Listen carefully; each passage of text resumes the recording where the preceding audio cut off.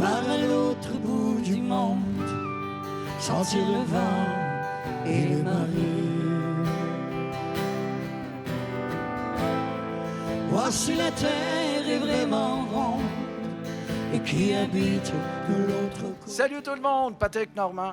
Je vous donne rendez-vous le 17 janvier prochain pour le Télé-Radio-Ton, la ressource. Soyez-y. Normalement, avec le jour de l'an, on prend tous des résolutions qu'on finit par abandonner. Fait que cette année, on en prend qu'on est certain de tenir. Comme rester à la maison, pas voir personne pendant quelques jours, puis prendre 5 livres. Je sais pas si je vais être capable. Ah oui, je vais être capable. Fait qu'on a plus de qu'on pensait. Ah! Je suis capable de cette pub-là! Tu sais, là-bas, des mini-maisons? J'ai oublié le cadeau de mon oncle. Moi, il dit que ça s'est perdu dans la poste.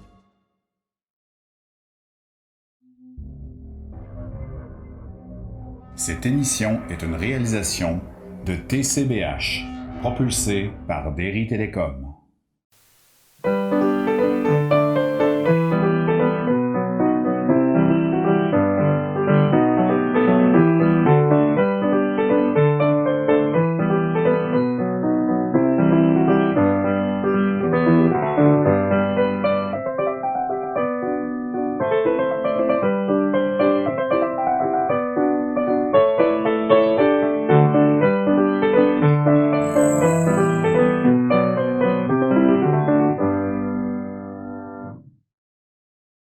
Bonjour et bienvenue à cette 6e émission déjà. Nous apprendrons aujourd'hui en quoi consiste le projet de gériatrie sociale dans les Basques avec Mme Josée Gagnon et Mme Francine Ouellette. En deuxième partie, ce sera le récit de vie de Mme Carmel Denis qui nous parlera de son expérience d'institutrice dans une école de rang. Pour finir, M. François Villeneuve vous expliquera la façon de remplir un formulaire sur les directives médicales anticipées. Mesdames Josée Gagnon et Francine Ouellette sont les 2 navigatrices du projet de gériatrie sociale. Je les ai rencontrées dernièrement pour qu'elles nous expliquent comment elles viennent en aide aux aînés. Nous sommes présentement dans les locaux de Logiaide, ici au centre d'achat de Trois-Pistoles. Nous sommes ici pour parler de gériatrie sociale avec les 2 navigatrices, Mme Josée Gagnon et Mme Francine Ouellette, ainsi que la directrice de Logiaide, Mme Marianne Goulet. Bonjour, mesdames. Bonjour. Alors, Marianne, qu'est-ce que c'est la gériatrie sociale? Bien, en fait, la gériatrie sociale, c'est un domaine de pratique qui a été créé par un gériatre de Québec, le Dr Stéphane Lemire. Celui-ci observait que les personnes âgées qui arrivaient en hébergement, y arrivaient trop tôt et souvent dans un état très détérioré. Il a alors pensé offrir un nouveau service de proximité qui ferait en sorte que des intervenants verraient au bien-être des personnes âgées à domicile. De là est née la Fondation Âge, qui veut dire pour l'avancement de la gérontologie et de la gériatrie sociale, qui, grâce à des subventions gouvernementales, a mis en place 3 projets pilotes, dont un ici dans les Basques. Puis le projet s'est attaché à Logiaide parce que les employés qui y travaillent comme préposés à domicile sont vraiment des personnes qui gardent un œil bienveillant puis qui ont des contacts réguliers et privilégiés, en fait, avec les personnes âgées à domicile. Les employés deviennent donc des sentinelles, en quelque sorte. Et la gériatrie sociale fonctionne aussi en partenariat avec le CIS, ce qui permet de faciliter l'accessibilité aux soins de santé. Nous travaillons aussi en collaboration avec les autres organismes communautaires. C'est un service qui est gratuit et qui est offert aux aînés de la MRC des Basques. Qui compose l'équipe de gériatrie sociale? Josée? En fait, l'équipe de gériatrie sociale est composée d'abord des sentinelles qui gravitent autour des personnes âgées et qui, avec le consentement de celles-ci, de ces dernières, rapportent les situations aux navigatrices. Francine et moi, on est navigatrices. On travaille comme intervenante auprès des aînés qui sont là pour offrir de l'écoute puis du soutien. On récolte les données rapportées par les sentinelles, on les analyse, on les achemine vers les bonnes ressources qui peuvent être soit l'infirmière ou la kinésiologue de l'équipe, le personnel du CLSC, le médecin ou un organisme communautaire. Ensuite se joint à nous l'infirmière qui, elle, a pour rôle d'intervenir quand la santé physique des personnes âgées le nécessite. Elle fait l'évaluation de l'état de la santé et prodigue les soins. Elle est engagée par le CLSC et agit comme courroie de transmission vers le réseau de la santé. Notre particularité ici au Basque, c'est que nous avons aussi une kinésiologue dans notre équipe qui, elle, évalue l'état fonctionnel de la personne et travaille en étroite collaboration avec l'infirmière et le médecin. Enfin, nous avons le médecin qui lui pose le diagnostic et fait des interventions médicales. Et quand l'état le nécessite, le gériatre est appelé en renfort. À quoi sert la gériatrie sociale? En fait, la gériatrie sociale est un service qui veut prévenir le vieillissement prématuré des personnes âgées afin de leur permettre de demeurer le plus longtemps possible dans leur maison. Pour que ce projet soit rendu possible, les navigatrices contribuent à combler les besoins des aînés et à mettre en place des services qui leur permettront de maintenir leur autonomie à domicile. Par notre approche qui vise à faire en sorte d'aider les aînés à conserver leur pouvoir d'agir, nous les accompagnons à prendre les meilleures décisions pour eux-mêmes. Le dépistage, les interventions précoces et l'accompagnement font partie intégrante de notre travail. Le dépistage peut être réalisé grâce aux préposés à domicile et à la population en général qui agissent comme sentinelles. Ces sentinelles sont principalement les préposés à domicile de l'OJAD des Basques, mais aussi toute personne qui gravite autour des aînés, que ce soit les organismes communautaires, la famille, les voisins. Dans le cadre de leur travail, les préposés d'aide à domicile ont reçu une formation sentinelle qui leur a fourni des outils qui les aident à repérer les situations. Une situation qui, par exemple, n'était pas présente auparavant, donc un changement chez les personnes, qui a un impact sur leur travail, une situation aussi qui a un impact sur la qualité de la relation avec la personne ou sur le bien-être de celle-ci, qui a un impact sur la sécurité ou le bien-être de la personne ou de son proche aidant même. Puis, la sentinelle transfère l'information à la navigatrice lorsqu'elle remarque un vieillissement pathologique ou anormal. Il doit y avoir des principes sur lesquels s'appuie la gériatrie sociale. Quels sont-ils? Oui, en fait, la gériatrie sociale est basée sur 3 grands principes qui sont la proximité, la communauté et le droit au respect des volontés des aînés. La proximité, on se base sur ce principe-là pour être en proximité, être très près des gens, c'est-à-dire qu'on donne des soins à l'extérieur de l'hôpital, dans les milieux de vie, dans les endroits que fréquentent les aînés et à leur domicile. La communauté, elle, nous amène à travailler en équipe avec d'autres professionnels qui cohabitent dans le milieu communautaire. On travaille en collaboration avec les entreprises de services à domicile, telles que l'OJAD, avec les pharmaciens, les proches aidants, les organismes communautaires et le CLSC. Et enfin, pour respecter notre 3e principe qui est le droit au respect des volontés des aînés, on fait en sorte de miser sur leur pouvoir d'agir décisionnel et de diminuer les risques d'abus. C'est une approche qui respecte le droit des aînés à décider pour eux-mêmes pour faire de bons ou de moins bons choix. Quels sont les services que vous offrez, Francine, ici en gériatrie sociale? En fait, notre rôle est d'intervenir auprès des aînés afin d'éviter que leur état de santé se détériore au point de nécessiter soit l'hospitalisation, soit une relocalisation en résidence privée ou en CHSLD. Plus spécifiquement, on rencontre majoritairement les personnes référées par les sentinelles. On évalue s'il s'agit d'une trajectoire sociale ou médicale. On prend en charge la trajectoire qui est plus sociale et on réfère à l'infirmière les trajectoires qui sont médicales. Nos services incluent l'accompagnement des sentinelles à bien jouer leur rôle. On a à observer et à nommer ce qu'elles détectent à domicile. On reçoit les observations provenant des sentinelles du milieu. On approfondit l'analyse. On analyse les habitudes de vie des personnes aînées, leurs relations avec leurs proches et la société. On offre un service d'écoute en présence ou par téléphone qui privilégie un contact immédiat entre les intervenants et l'aîné. On rencontre les personnes à domicile. On évalue s'il s'agit d'une trajectoire sociale ou médicale. On effectue des suivis de court terme aussi, des suivis des besoins affectifs, des besoins psychologiques ou sociaux de la personne en particulier lors des épisodes de vulnérabilité ou de transition, comme une fin de séjour à l'hôpital, suite à un diagnostic, un déménagement, l'éloignement d'un membre de la famille, la perte d'un être cher, etc. On accompagne les personnes âgées auprès des professionnels du réseau public de la santé. On intervient directement dans le milieu de vie lorsque certaines situations problématiques le demandent. On organise des activités adaptées pour les aînés. On peut aussi aider les personnes à remplir certains formulaires, des documents. On peut les aider à repérer ou à accéder à des services, à bénéficier de programmes d'aide gouvernementale, de crédits d'impôt ou de services d'aide à domicile.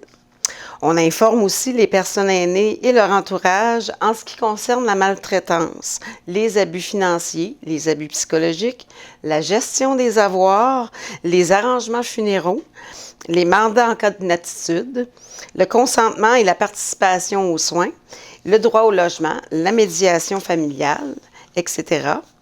On favorise le recours à toute une gamme de services communautaires et de soutien à domicile. On permet la réactivation des services parfois en dormance. On permet la diminution de temps d'attente envers les services.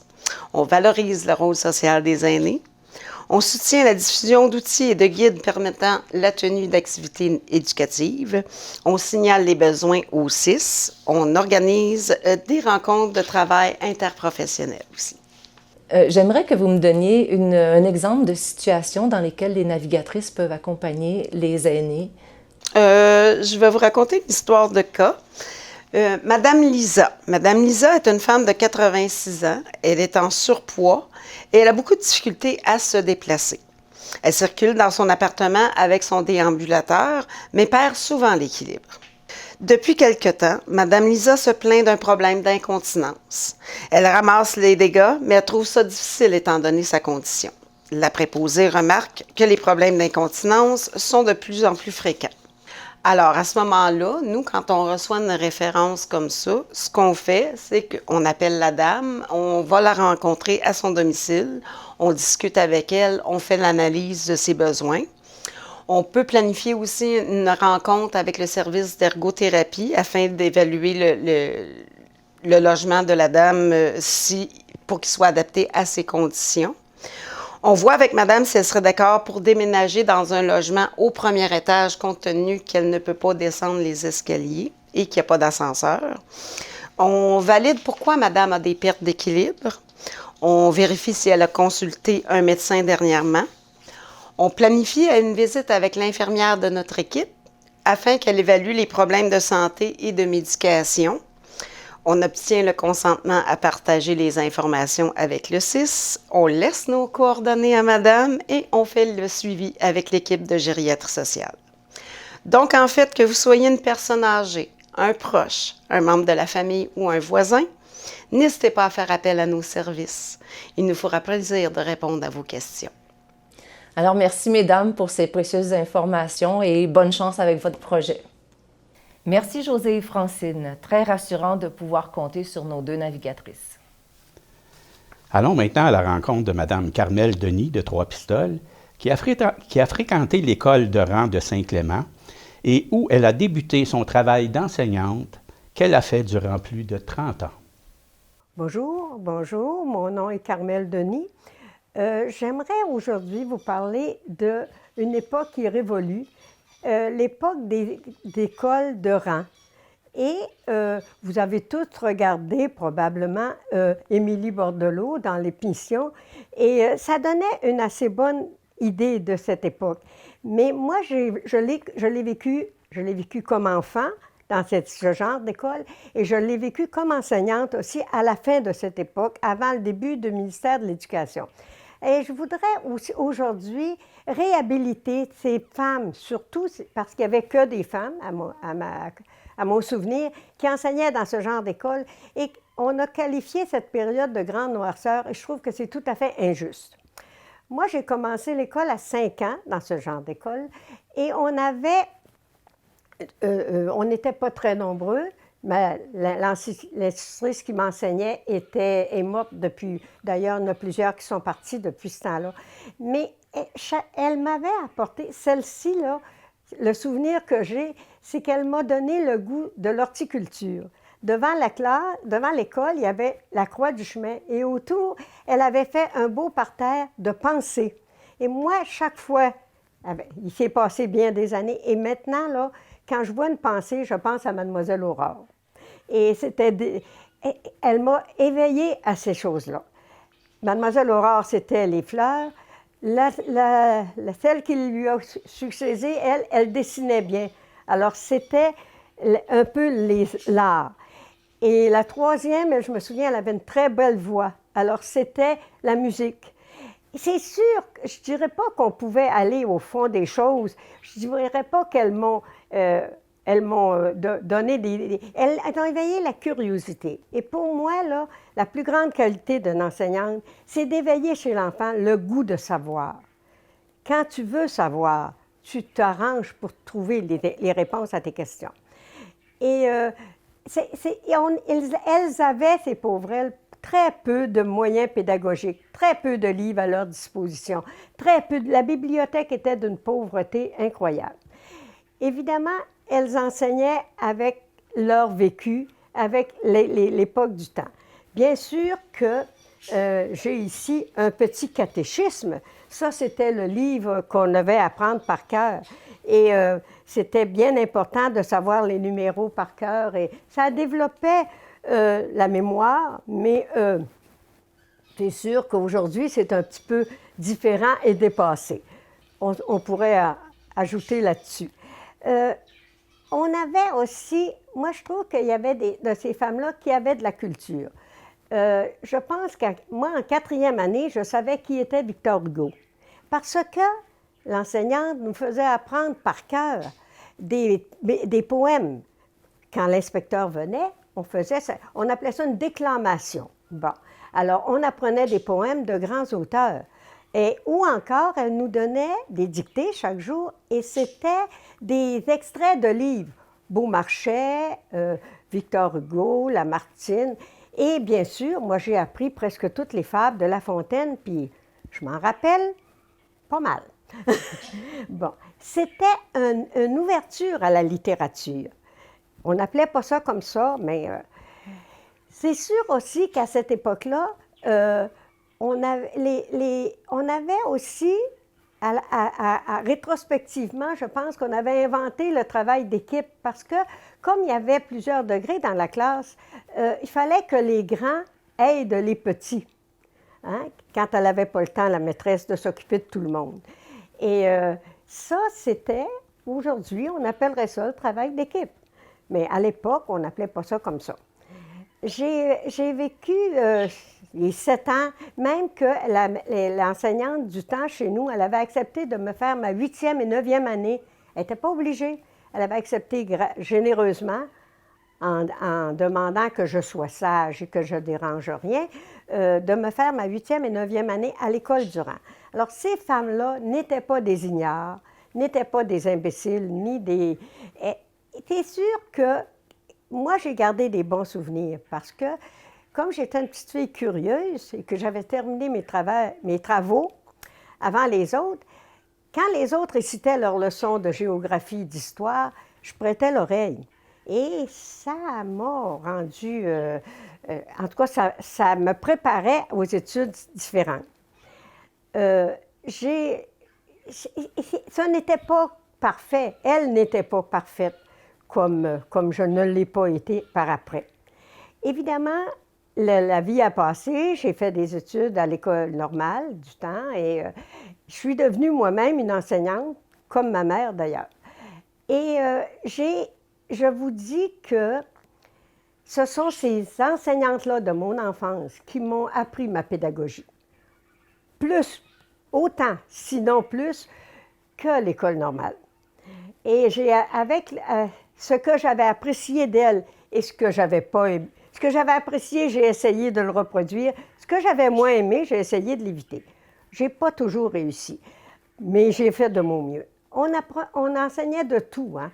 Évidemment, la religion, le français et les mathématiques, mais on enseignait aussi la bienséance, l'hygiène. On enseignait l'agriculture. Oh, ça, je n'étais pas fameuse pour enseigner ça. On enseignait chez les filles l'économie domestique, comment devenir une femme de maison dépareillée. J'aurais peut-être dû l'apprendre pour moi-même, là, mais en fait. Et j'ai des très bons souvenirs j'ai essayé de développer justement cette curiosité-là, ce goût de savoir. Et puis je me dis, bien, si j'ai réussi ça, j'aurais réussi ma vie, j'aurais réussi ma carrière. Et on n'avait pas beaucoup de matériel. Il y avait les livres qui étaient préparés justement par, généralement c'était les frères Maris ou les frères du Sacré-Cœur. Je pense aux livres de français qui, à chaque semaine, développaient un thème. Je me souviens que, bon, et il y avait la lecture, compréhension de lecture, sur la grammaire, la phraséologie, la syntaxe, les verbes, mais tous les exercices touchaient le même thème. Et je m'en souviens d'un particulier, la pêche au homard. Parce qu'à Saint-Clément, là, dans mon enfance, je n'avais jamais goûté à du homard, puis je ne savais pas comment ça se faisait. Eh bien, cette semaine-là, on avait parlé toute la semaine. Tous les exercices étaient là-dessus. Ce qui fait que quand je suis allée aux îles de la Madeleine, 25 ans après, et que j'ai vu des cages à homards, et que j'ai parlé aux pêcheurs de homards, je me suis souvenue que dans mon enfance, on m'avait parlé de la pêche à homard. Ça, c'est un thème d'une semaine. Il y en avait d'autres qui m'ont appris plein de choses. Bon, il y avait une semaine qu'on a parlé de Mozart. Bon, ben moi, j'ai commencé, c'était des balbutiements, mais qui était Mozart? Quand il a vécu ce... Bon, malheureusement, on n'avait pas de radio, on n'avait pas de disque, et puis à l'école, on n'avait pas beaucoup de bibliothèques non plus.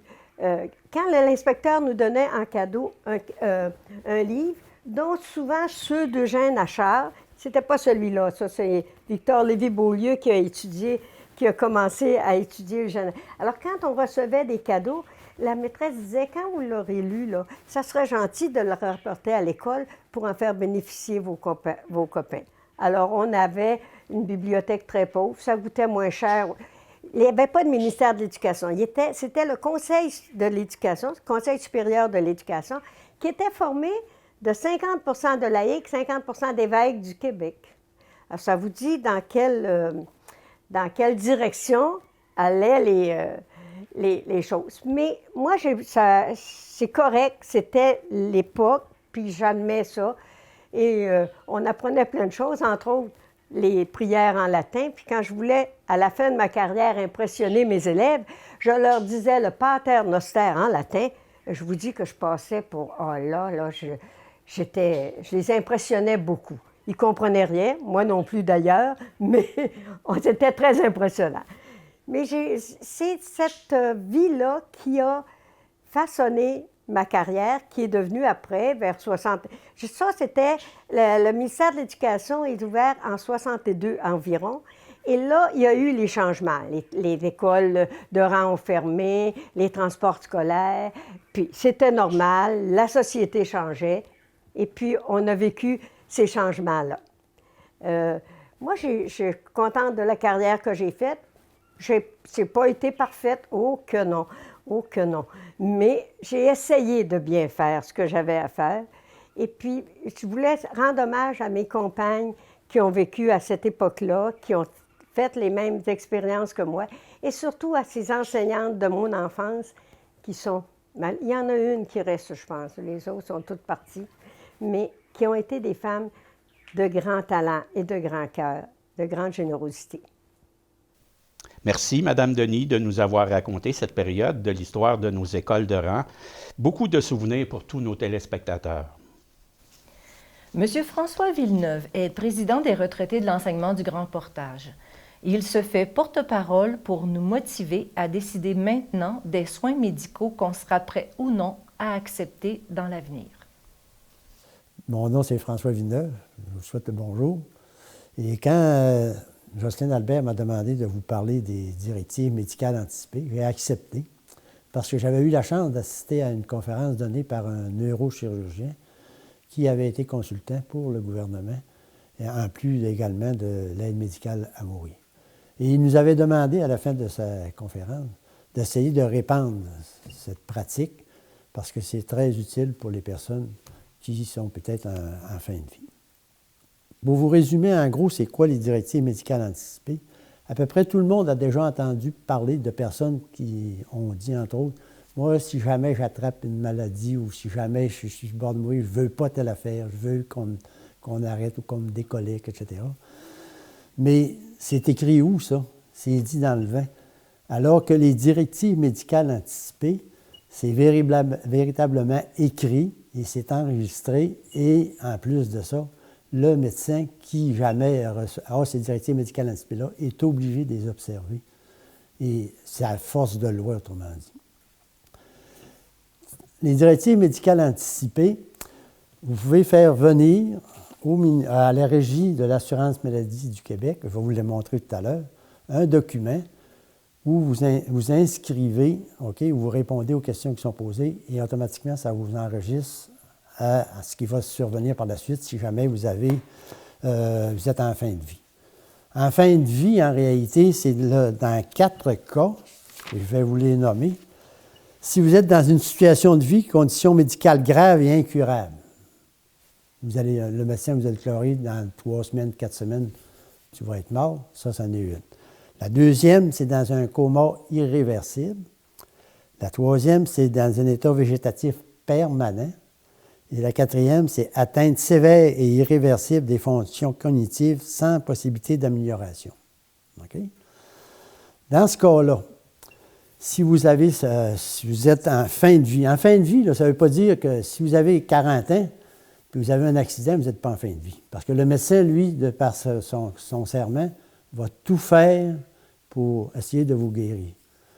Mais si vous êtes en fin de vie, puis le médecin vous déclare c'est irréversible dans 2 semaines, bien là, vous êtes en fin de vie. OK? Ordinairement, si on se fie sur l'âge 80 pour les hommes, 84 pour les femmes, bien, normalement, ça serait dans ces âges-là que vous êtes plus vers votre fin de vie qu'à 50 ans ou à 40 ans. Quand vous recevez le document, que vous avez fait venir de la régie, sur la première page, il vous donne en réalité c'est quoi les directives médicales anticipées.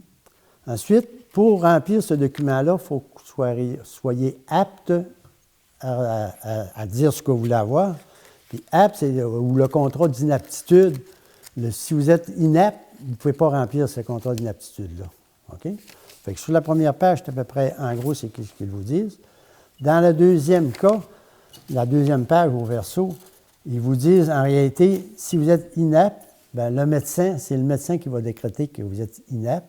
Puis à ce moment-là, il va faire référer à un membre de la famille ou à un conjoint, etc., pour vous demander vos directives médicales anticipées. Sur la troisième page que vous avez ici, ils vont vous dire comment remplir le document. Et ensuite, ils vont vous donner une définition des principaux termes utilisés comme l'alimentation et l'hydratation artificielle. Je vais vous en parler tantôt. Ils vont vous demander ensuite c'est quoi la démence grave, c'est quoi la dialyse, c'est quoi l'état végétatif, etc. Ensuite, au dos de cette page-là, vous avez votre premier contrat là, que vous dites. Si, par exemple, je souffre d'une condition grave, vous dites « je consens, je refuse ». Je consens, par exemple, à recevoir la réanimation, je consens, je refuse. Je consens la dialyse, je refuse. Je consens l'alimentation, je refuse. Sur l'autre page, c'est exactement la même chose. Si je souffre de démence, je consens. Ensuite, je refuse, je consens, je refuse. Puis si je suis dans un état végétatif, etc., je consens, je refuse, je consens, je refuse. Ensuite, au dos, vous avez 2 témoins qui doivent signer pour reconnaître que le document est officiel, que vous l'avez fait en toute liberté et que vous étiez apte à le faire ensuite. Ensuite, vous prenez ce document-là et vous le retournez au ministère. Le ministère, lui, il est enregistré automatiquement à la Régie de l'assurance maladie du Québec.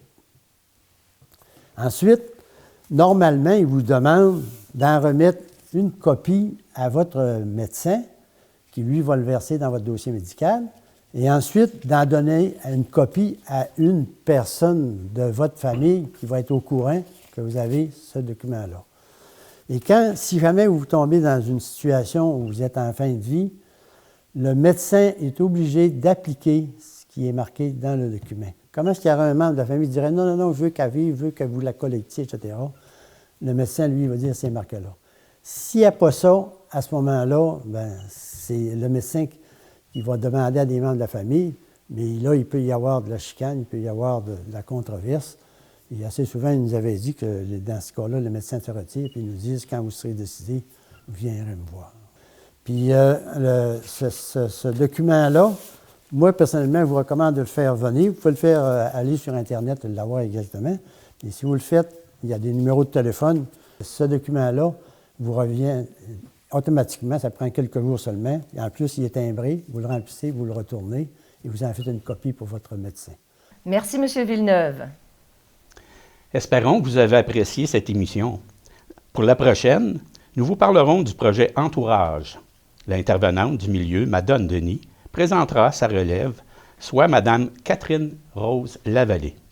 Un récit de vie de M. Carole Rioux de Sainte-Françoise parlera de sa mère et des services reçus de l'intervenante du milieu. Pour les saines habitudes de vie, Catherine Rose Lavallée nous enseignera des exercices à faire assis sur nos chaises. Cette émission sera diffusée à compter du 18 janvier 2021, puisque nous prenons un temps de pause pendant la saison des fêtes. Cette année, pour le temps des fêtes, il faut profiter plus que jamais du plein air pour mieux profiter de la parenté, n'est-ce pas, Michel? Oh oui! Alors, joyeux Noël à vous tous à la maison et à toute l'équipe de Place aux aînés. Et on vous dit à l'an prochain!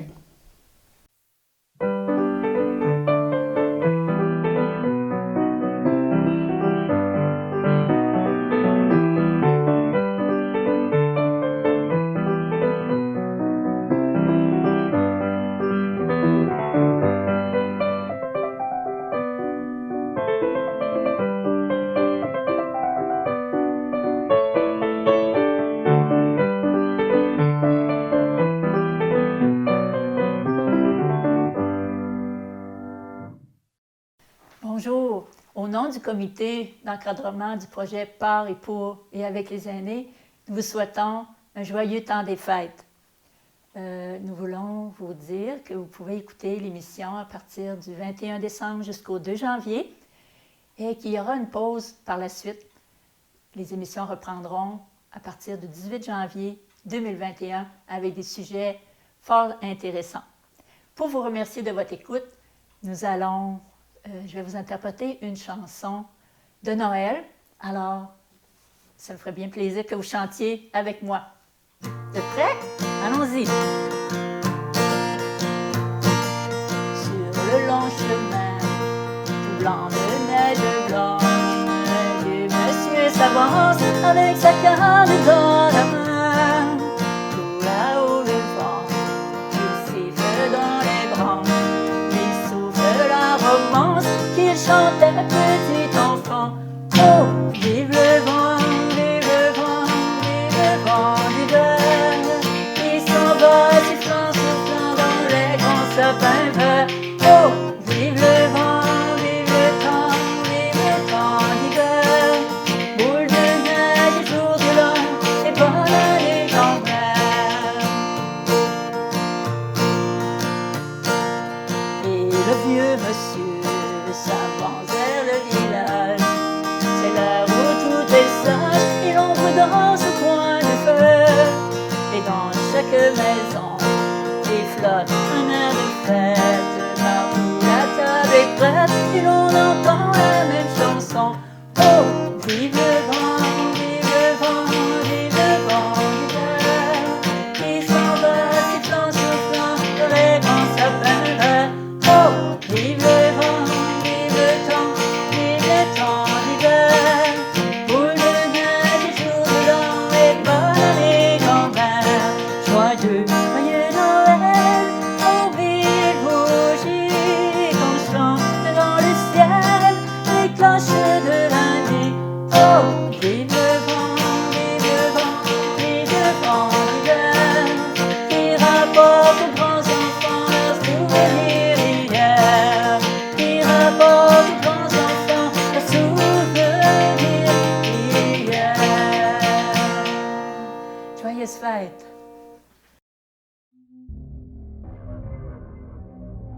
Cette émission est une réalisation de TCBH, propulsée par Derry Télécom.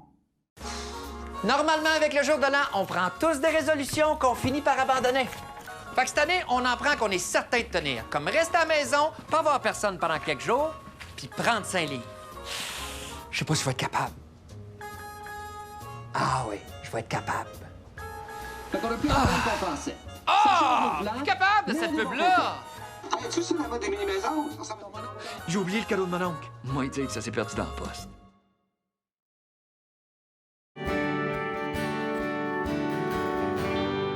Je pars à l'autre bout du monde, sentir le vent et les marées.